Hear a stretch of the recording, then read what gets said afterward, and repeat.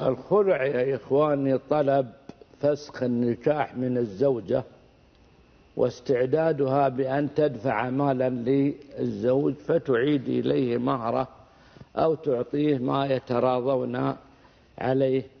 الخلع يجوز مع السبب.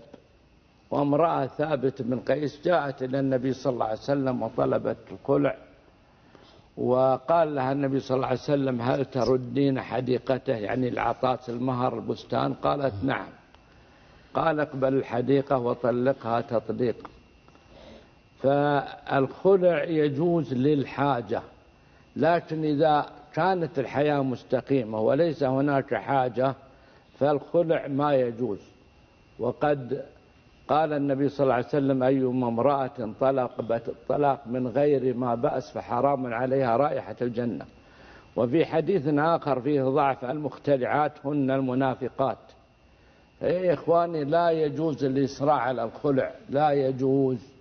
وأنا أنصح النساء أن يتعقلن، لأننا رأينا النساء الآن خالعنا فندمنا أشد الندم.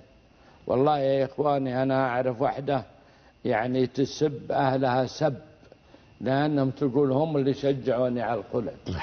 وواحدة تسب واحدة من زميلاتها تقول كانت عندي هي مثل أختي وأنا وكذا شجعتني على الخلع. وواحدة تقول اللي شجعني على الخلع محامية أعرفها، وقالت لي لما قلت لها قالت: وش تبين بأخلعي وسوي كذا؟ ولما خلعت قالت لها يعني أنا والله أني نادمة. قالت: يا بنت الحلال خليت مثلنا أحسن.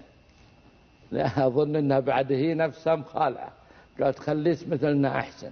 يا إخوان، الإنسان يتقي الله ولا يحث الناس على هدم الأسر وتخريب البيوت. حتى أنت لو صار الخلع مناسب في حقك، ترى مناسب في حق كثير من الناس. علينا يا إخواني أن نتواصى بالصبر والمرحمة، وأن نتواصى بالحق والصبر. نعم.